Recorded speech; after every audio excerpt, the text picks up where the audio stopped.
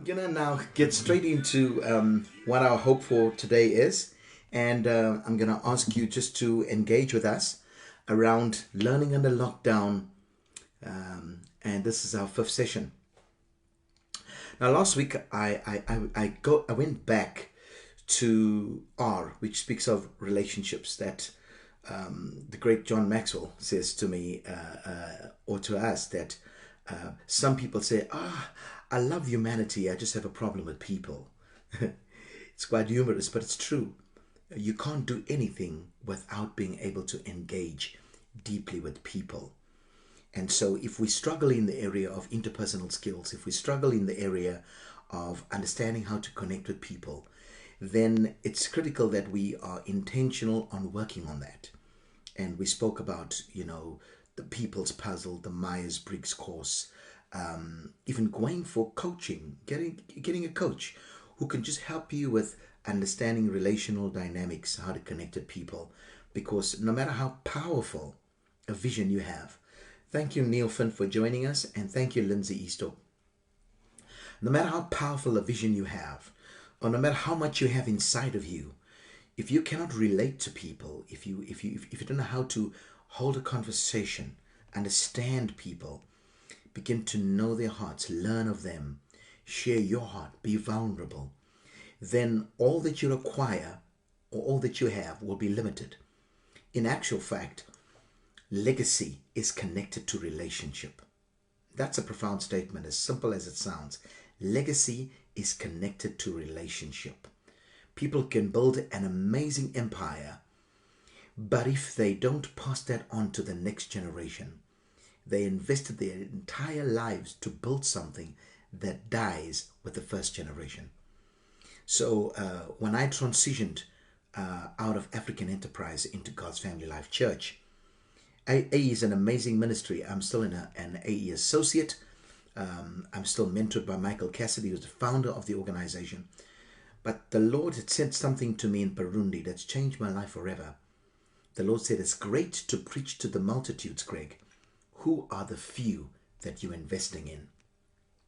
And so one of the three things, greetings, Leanne and Giselle, thank you for joining us. You got to get the relational side of your life right. For me, it's a constant working towards. I'm not as warm and cuddly as Pastor Nolin is, and I had to glean from her, and I also had to look at other things. Pastor Nolin just says, vision encompasses understanding people, and what you carry becomes unlimited. Legacy is connected to relationship. And so it's critical that every one of us that are on this broadcast now, if you're not getting what I'm saying, just please let me know if the network is choppy. Tyrone Governor, thank you for joining. Then we went on to character. I may sound like I'm repeating myself, but repetition is a mother of memory. Nothing really sinks unless we constantly remind ourselves, internalize, chew the cud, muse on it. Then we can escalate from head knowledge to appropriation. And appropriation then begins to become a belief system, and the belief system then shapes the behavior. Then we now know how to respond rather than react. And character is crucial. I said you can be a leader of an amazing church. You could lead a fantastic business, or you can grow yourself in a company and become a major CEO. Sorry. So, Pastor, you said it's quite challenging between chores, supervising kids' schoolwork. Okay, we understand. But as long as you're there, Martin, we're so happy that you're there. We know that the children are admire us from a distance, but closer up, they would not want to connect with us. And a saying I learned when I was a new believer, impartation comes by association. Impartation comes by association. If your character is solid, if you're a person of integrity, you become magnetic. You become the centripetal force where you draw people to you. Jesus was a magnetic force that drew people to him. There's an extensive vocabulary. I've just switched to my Telcom line, and so looks like I've lost a few of you. But Derek Frank, thank you, Derek, for joining us. We're just doing a brief revision before we get cracking today. And Pastor Noni says impartation comes by association. So we've covered the R for relationships. We've covered the C for character. We're saying a one-winged bird cannot fly. You got to have two wings, and a two-winged bird is able to really harness the thermals. It's able to balance. It's able to accomplish speed, direction, mileage. A two-winged bird speaks of character and gifts. And I believe when we focus on character, Andre Maury says, if we take care of our reputation will take care of itself. If we take care of our character, our reputation will take care of itself. And so I believe that is crucial. Hi, Hazel Francis. I'll say you tune in from Amber Valley Frail Care. Thank you, Hazel Francis. I'm so glad that you could join us. So we've dealt with the R, we've dealt with the C, we went to the first S, and the first S is spirituality. We are saying that if you are really making great strides in your career, or even strides in your marriage and in your family life, but your connection to God is not strong, when the enemy comes, when hard times come, when difficult times come, we'll be blown away. We will stumble, we will fall, we will not be able to stand and still stand. So relationships must be intact, and we must be constantly working towards it. Character must be strong and godly, Galatians 5:22, the fruit of the Spirit. And thirdly, spirituality. We must nurture our spiritual man. And that means reading the Bible, and I've recommended before the Andrew Murray McShane Bible reading system. It's now available on YouTube. You can download it. You can get it PDF. Have a daily devotional time. Make sure that you're reading good books. I recommend, for those who have not as yet got into a daily Bible reading plan or got into a devotional. There's so many devotionals out there. But if you haven't, the one that I've used for years is His Utmost for His Highest, Oswald J. Saunders. It's a classic. And he just gives you a nugget of the word and just such a powerful truth. Darwin, thank you for joining us. And then the second S was skill. Last week we spoke about skill, and we said it's critical that when we are growing, that we don't only grow in character, we don't only grow spiritually, but we grow in our skill set. We showed you from the Bible how God used men, God even anointed men with skill, with ability to construct the tabernacle, to build the Temple of Solomon. Skill even with respect to the embroidery that was used for making the garments of the high priest. Skill is necessary. We quoted Ecclesiastes 10 verse 10. If the axe is blunt, a lot of strength is required. But skill will bring success. So we need to be skillful. We need to grow in facilitation. Know yourself. Don't accept your dog's admiration as conclusive evidence that you're wonderful. There are a number of skills that lead to success. And you can think about all the skills that we learn. We learn how to communicate. We learn how to write. We learn how to work with equipment of any kind. Screwdriver, how to use a vacuum cleaner, how to use an iron. We learn all our lives.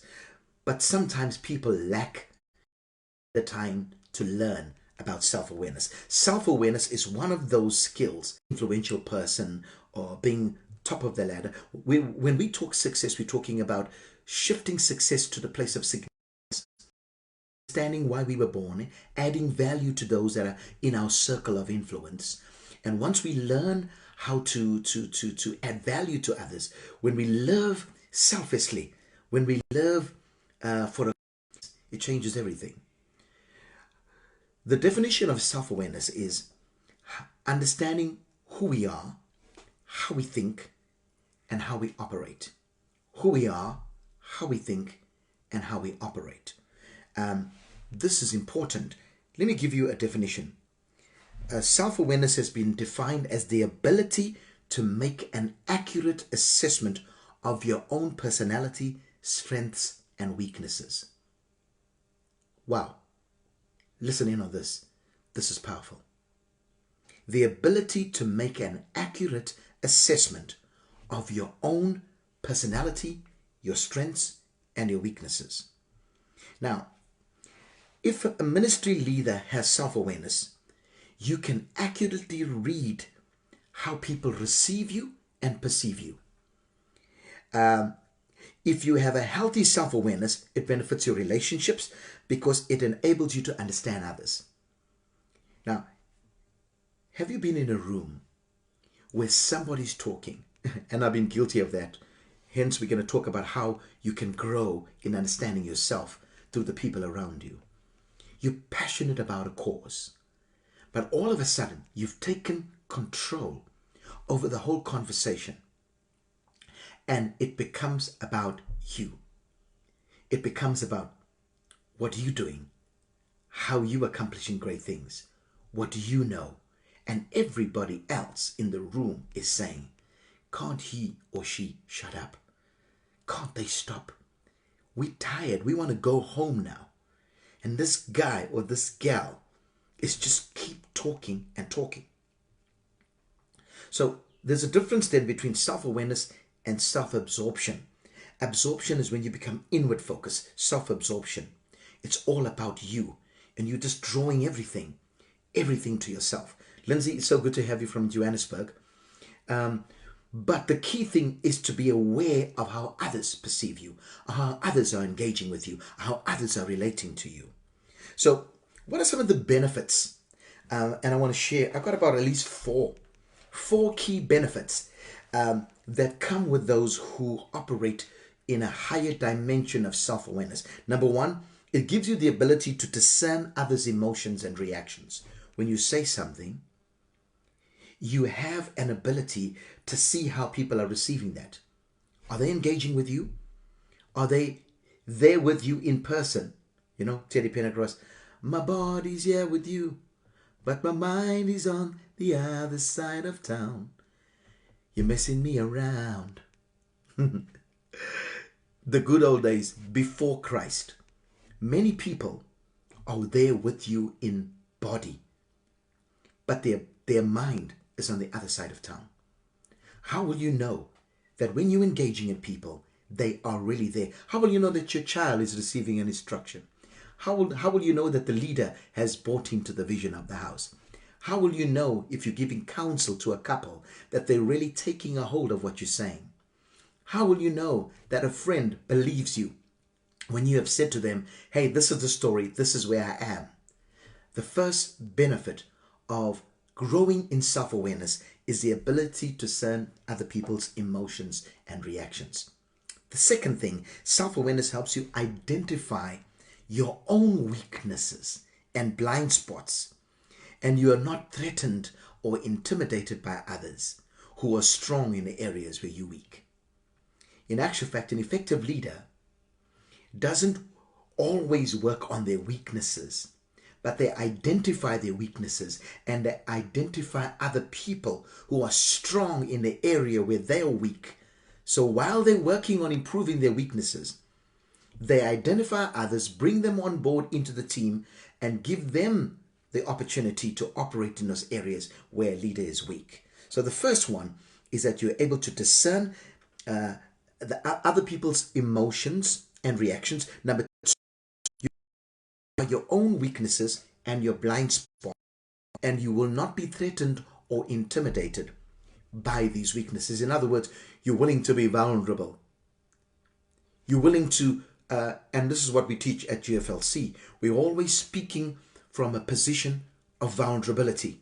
We're always speaking and using inclusive language. It's not you pointing the finger. It's us, it's me and you. It's together we're on a journey of growth. And when you use examples of your own vulnerability, two things can happen. The people who are not mature can use those weaknesses against you, but a seasoned person, a mature person, will even respect you more, the fact that you're willing to be vulnerable. This is key with self-awareness. Some people never ever speak from a position of struggle. They always have it together. We've seen couples like that. They never portray there's a tension or a misunderstanding. Auntie Nolene Peterson, V and Mike, thank you for joining. Carla Baxter, thank you for joining us. And so we're talking right now, for those who just came on, the benefits of being acutely self-aware. Number one, you discern the emotions and reactions of others. Number two, you identify your own weaknesses, blind spots, and you're not threatened by them. You're willing to be vulnerable. Number three, it enables you to look back at painful or shameful episodes of your life and see them accurately. You have, all of a sudden, something comes over you and you now recognize, hey, I can look back at some of my painful episodes. I can look back at some of the places where I made mistakes. And boy, oh boy, you're looking at someone who made a lot of mistakes. And if you look back at those mistakes, you can now accurately assess what went wrong. How did you get stuff wrong there? And if you're not willing to go back, you end up reliving the same experiences again and again and again. And so that's why self-awareness is critical. I did a webinar because, I'm also a John Maxwell consultant, and I do that in conjunction with shepherding God's people. And I did a webinar last week, and if you haven't as yet watched it, it's on Greg Smerdon Consulting. It's my Facebook page. You can go click. It's a free webinar, and one of the things I spoke about there is learning from the successes of others, and also doing a clear analysis of your own past failures and learning from them. Man, I learned that you got to walk slowly through the crowd. Walk slowly through the crowd. Because if you walk slowly through the crowd, Pastor Chilu from Livingston, thank you for joining us. You will be able to identify who are the people you should partner with, who are the people you should connect with, who are the people you should establish covenant with. So self-awareness does those things. And lastly, self-awareness is the popular opposite of denial, which is a refusal to see life as it truly is. If you become self-aware, you are less likely to go into denial when something is going wrong. Hey, I'm an optimist. I want to see a silver lining in every cloud. I'm always seeing the light at the end of the tunnel. I'm always looking for what's the learning in this crisis. I'm always seeing the opportunity in the crisis. But the one thing, because I'm positive, because I always want to go forward, I want to make strides, I want to grow as a person, I want to take others along with me, I want to grow together with others. Even when something is glaring and staring you in the face, you can sometimes want to deny it. And you know what? That which we deny will come back to bite us. It is crucial. Thank you, Pastor Chilu, for joining us. It is crucial that we become so self-aware so that we do not go into denial when something is actually beginning to bring the ministry down, if you head up a ministry, your business down, or bring your family down. There are some parents who will flatly and outrightly deny that their children are on drugs, or that their children can be disrespectful or rude. They deny that things can go wrong with their children. One day, one of the ladies asked me something in the household of faith, and I said, I don't think you're ready yet to hear what I've got to say. I said, when you're ready, I will be willing to share, because I can see the struggles that you have with people is connected to a personality trait that you have. So how do we then grow in self-awareness? Let me just share a few examples. This is what Tim Keller says. Self-awareness is never the destination. It's only a step on the way to transformation. Tim Keller says this: self-awareness is never the destination. It's only a step on the way to transformation. So as we talk about learning under lockdown, relationships, character, spirituality, skills, and our last lesson on the RCS cubed formula today, self-awareness, it's only the road to transformation. Now, David prays a powerful prayer in Psalm 139. It gives me an indication that David was so conscious of his state of being. He was conscious of who he is. He was conscious of his struggle. You know, there are some people in the city, I know. When they come, I want to run. Maybe they have a bully mindset. Whenever they see you, do this, do that. Or they always, or somebody else is constantly complaining. When you see them, you actually change the aisle if you're in a shopping mall. Or in a supermarket shopping.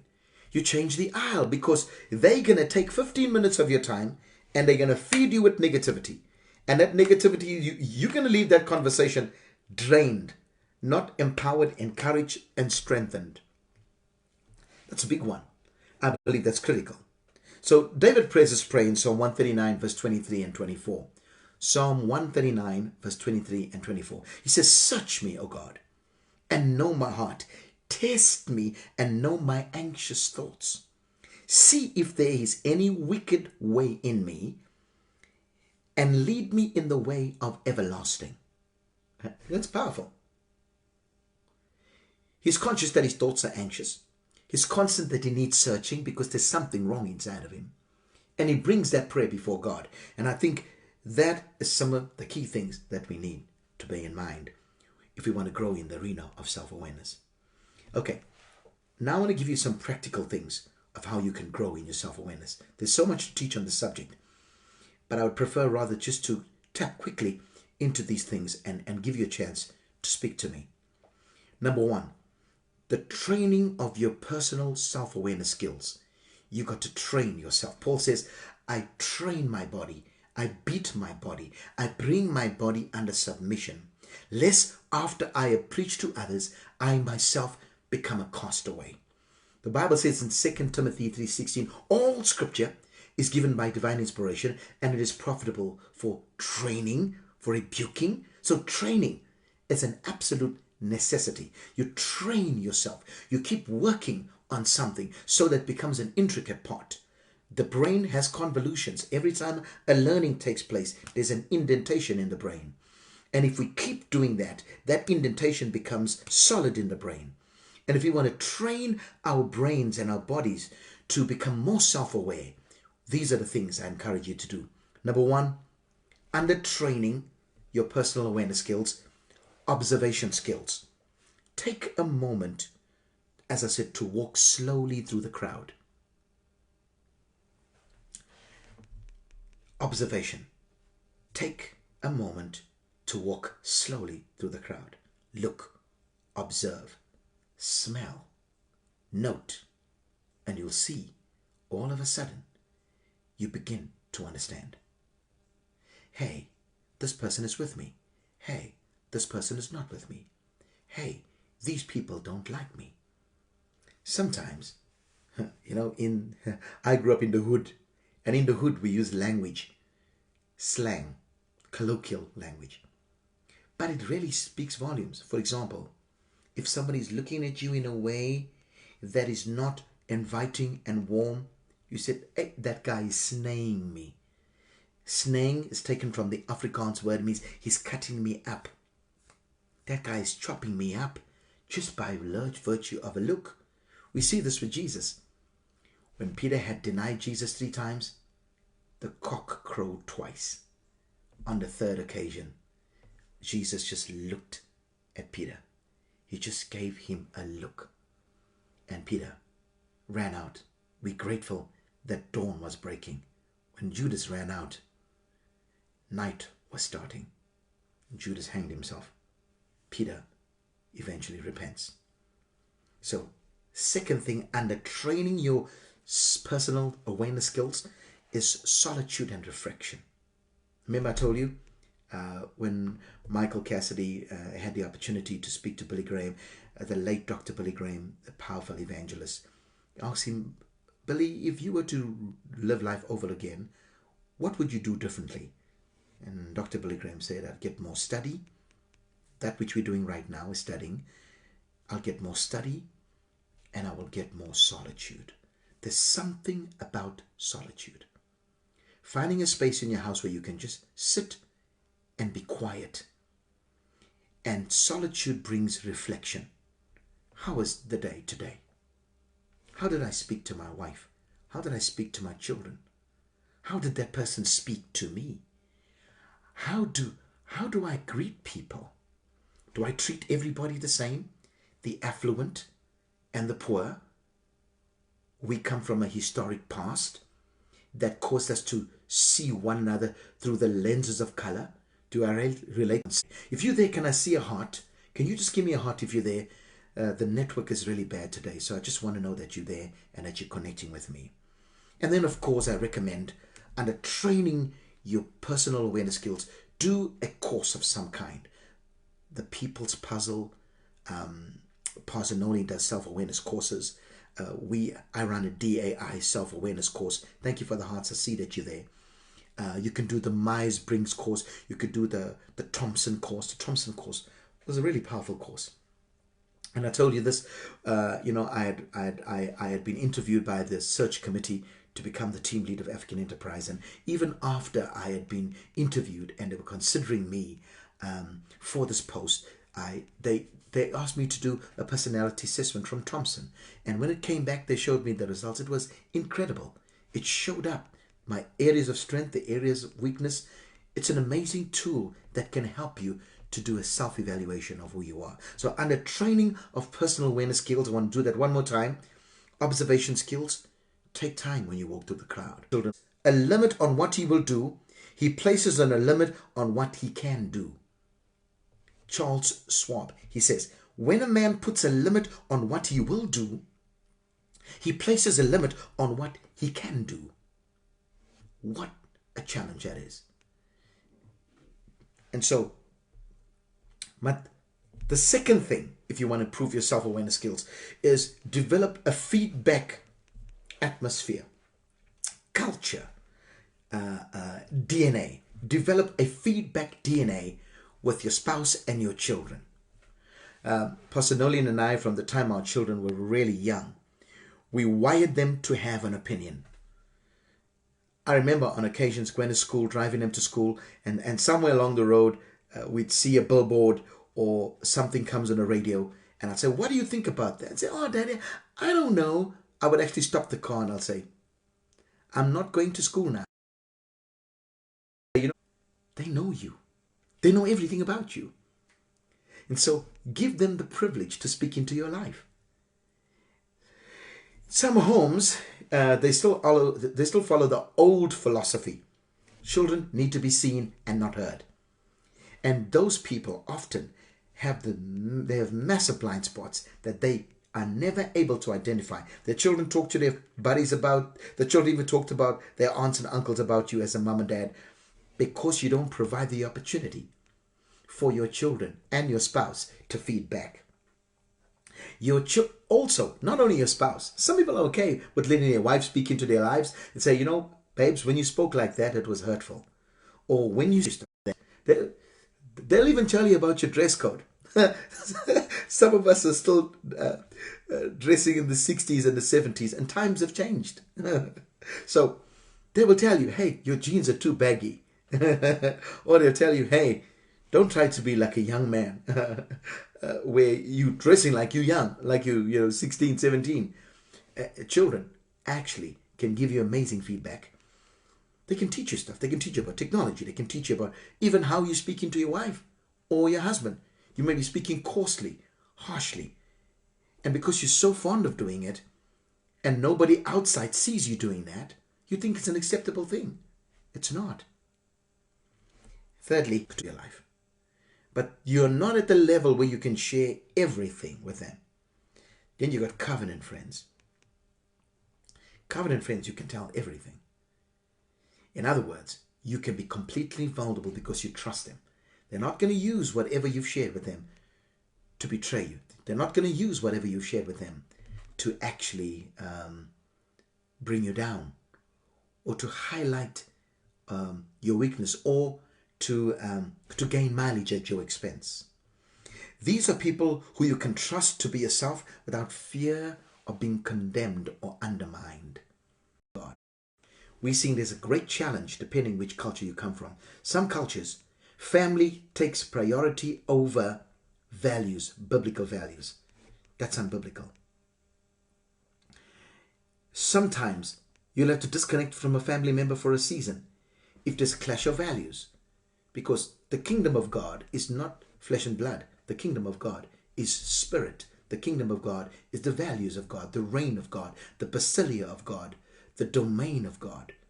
Wherever the values of God are, that's where the kingdom is. And that takes priority over nations, over relationships. It takes, because, and I'm not saying we must discard relationships or discard family, but if there's a clash of values, the value takes precedent over race group, the values takes precedent over friendships, the values takes precedent over even family life. And so covenant friends can say some stuff to you that family don't want to hurt your feelings. So it's good to have awareness is mentorship. Mentorship is key. Eunice, thank you for joining us. Now, in order to grow in self-awareness, you've got to have a mentor. Somebody who's not connected to you organizationally. If they work in your organization and you're the boss, they can't mentor you. Or even if they're older than you, but you're still their boss, they can't mentor you. Or sometimes even a family member can't mentor you because the blood runs too strong for them to tell you stuff that they should. You need to find somebody who's outside of your circle of family, outside of the organization, somebody who is mature, has an amazing track record, is selfless, is people-oriented, someone who's solidly biblical, and somebody who is willing to give you the time. You can't be mentored by somebody by remote control. You got to have the time. And here are 4 things that I recommend whenever you meet with a mentor, and that will motivate that person to continue to want to mentor you. Here's what I heard you say to me, Pastor Greg. Here's what I did. And yes, now, can I ask more questions? To grow yourself, you've got to know yourself.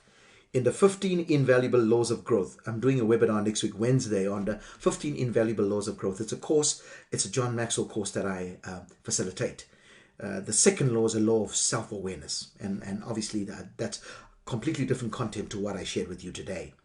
Because I keep my John Maxwell content, with apart from a few quotes that'll slip through, different to what I do. It's been great connecting with you, and it's been great to have you. Estelle, it was wonderful to have you. Auntie Carol Holby just jumped on. You'll have to go back to watch the webinar. We're coming to an end. And Pastor Nolan says, mentorship is a key. Find someone to speak into your life and meet regularly with your mentor.